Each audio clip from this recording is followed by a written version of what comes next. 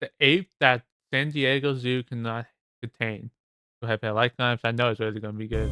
Welcome to a behind-the-scenes VIP visit to the world's most famous zoo, the San Diego This is Zoo. funny. I don't think I've ever seen someone this funny.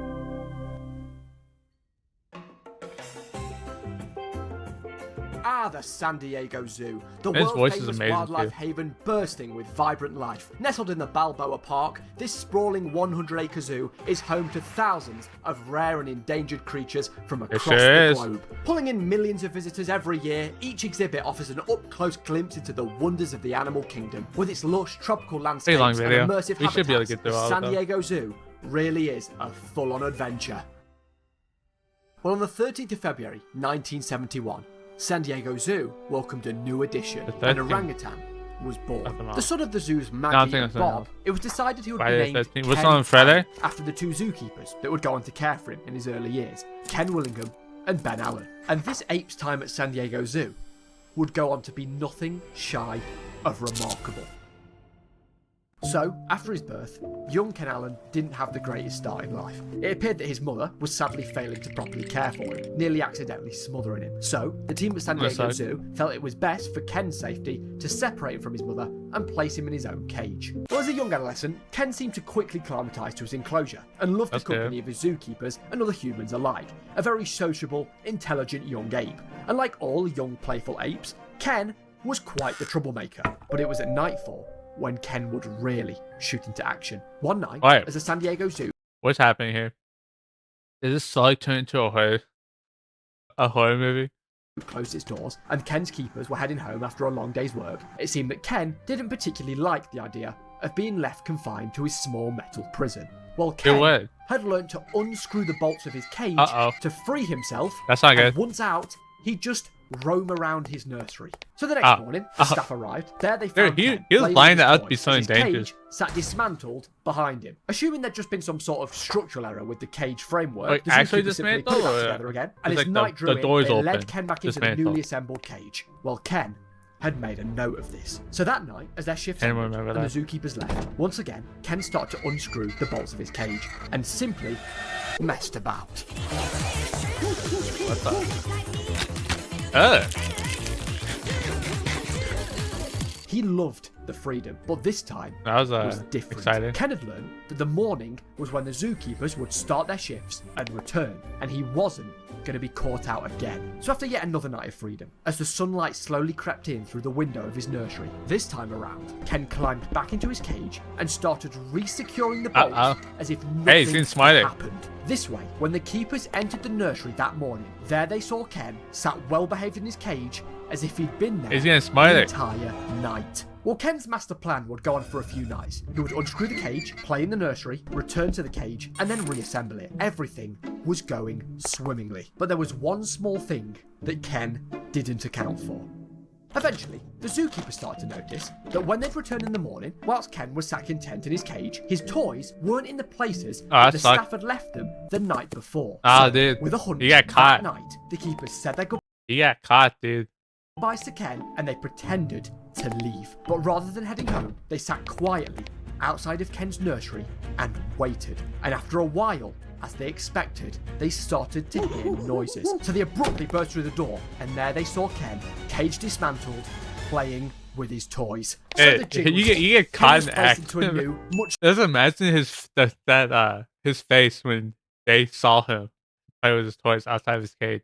Sturdier cage, and that put a stop to his late night antics once and for all. But trust me when I say, this was merely the beginning when it came to Ken Allen. Things for San Diego Zoo would get far, far worse. Oh, God.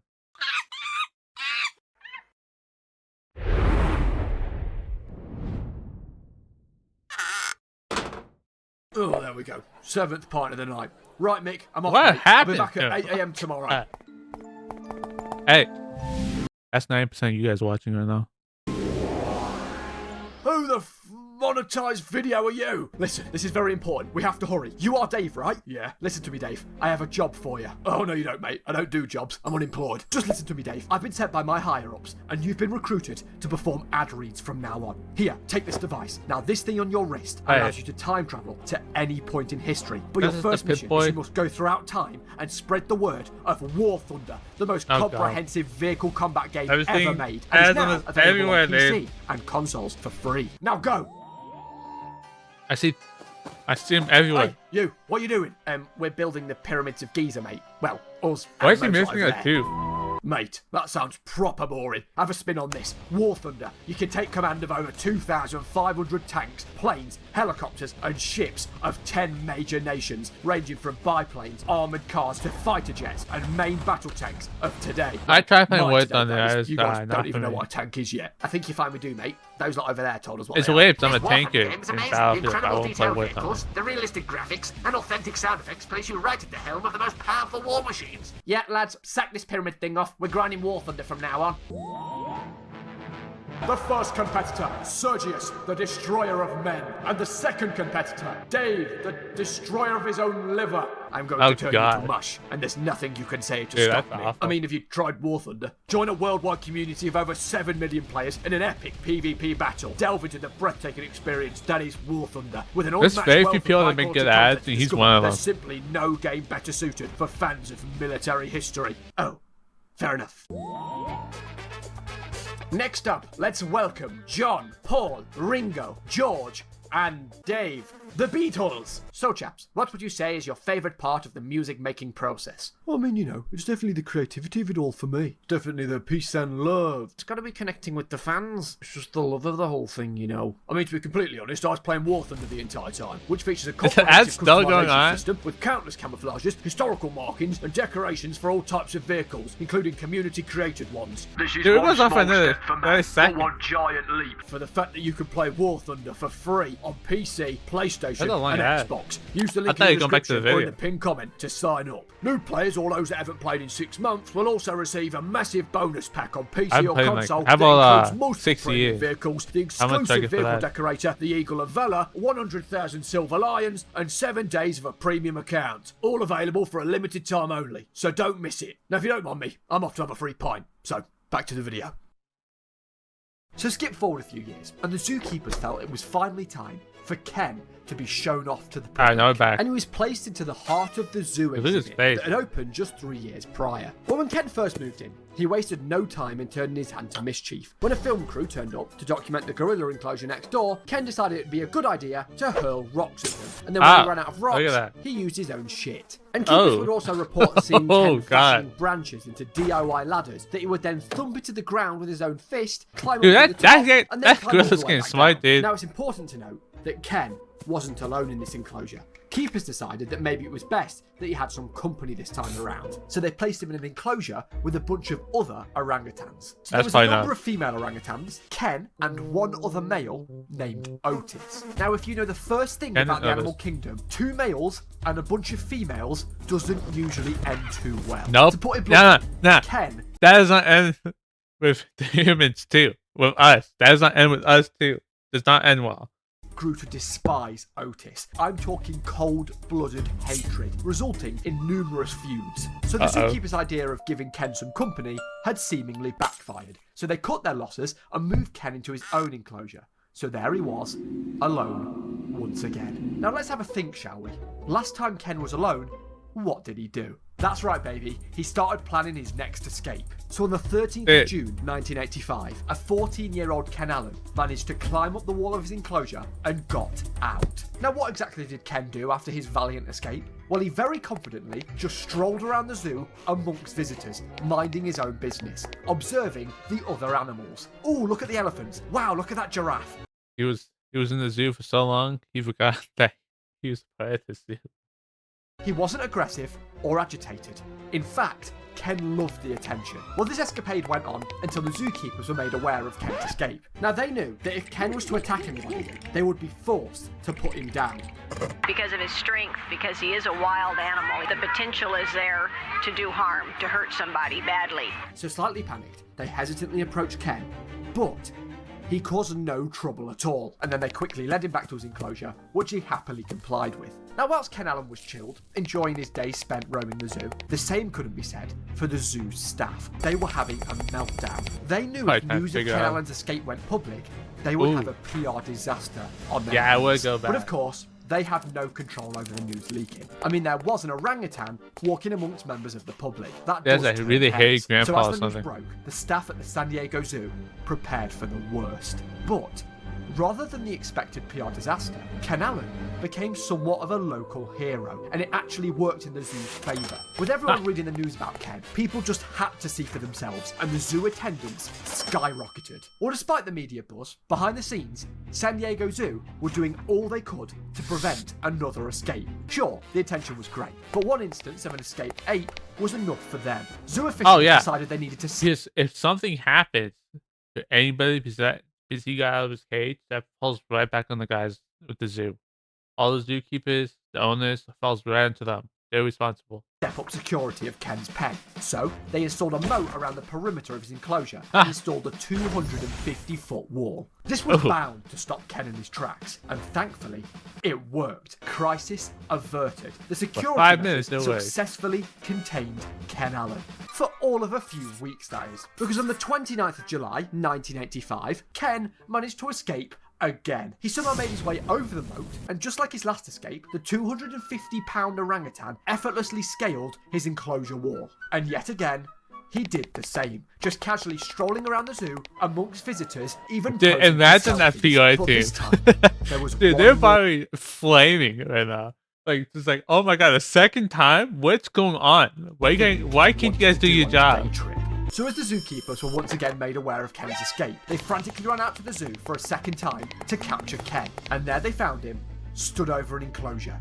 But this time, he wasn't looking at the pretty elephants. There Ken was, picking up rocks and pelting them at none other than Otis, Ken's ex-roommate. He held that grudge for so long, he came back to throw rocks at him. Sworn enemy. Well, this second escape had only escalated the media hype around Ken. The already packed San Diego Zoo had more and more visitors each day, all eager to see Ken Allen, the ape that could not be contained. But yet again, as for the staff at San Diego Zoo, whilst thankful for the increase in ticket sales, they simply could not let this happen again. 2 escapes was already far too many. Things were really getting silly now. Every effort the zookeepers had applied to try and halt Ken's escapes was failing. They needed to really step things up this time around. So for the time being, they moved Ken into an indoor pen that reportedly had a black and white television that featured just one channel. So as Ken sat and watched TV, the staff started to craft oh god. Oh, did not want to think about that. A plan to further beef up Ken's main enclosure and increase security, fortify the place properly. So as the staff gathered I was thinking it was going to be bad and it got worse. Meanwhile, outside of zoo grounds, after the media had caught wind of the second escape, things had gotten bonkers. Ken Allen had become somewhat of an icon. Free Ken Allen t-shirts started popping up all over the place. $14 a pop. Bumper stickers appearing on cars all over I've never seen that. Well, it's also San Diego. Formed a Ken Allen fan club, aptly named the Orang Gang, complete with a monthly newsletter. And maybe the strangest outcome of Ken's fame, a San Diego-based psychiatrist named Dennis Gersten released a single, The Ballad of Ken Allen. Nah. I really hate people that take advantage of situations like that to sell stuff. So, same thing with Area 51 a couple years ago. The people took advantage of the situation by selling all this merch and stuff. Like, man, you guys didn't do anything. You guys didn't even do anything. What are you guys doing selling merch? But yeah, later they had to take over the event and no one showed up to it. Shit was getting weird. Headlines started referring to Ken Allen as Hairy Houdini, a name that fit him perfectly. So back at the zoo, with all eyes on them, the staff started their efforts to beef up Ken's main enclosure once and for all. So with the master plan finished, they started by surrounding the wall with a powerful electric fence. Then they hired a pair of professional rock climbers to try and scale the enclosure wall so staff could seek out the foot and handholds and patch over them, making a chance of a route to the top virtually impossible. Making the walls Why does I feel like smoother, he's gonna get out straight again? up and down, taking all the little bumps and ridges out of the wall that he could possibly get a handhold on. Also, the keepers had noted that Ken would only really ever attempt to escape when he was in an enclosure alone. And of course, when they attempted to put him in an enclosure with other orangutans, the only real issue was the fact that there was another male,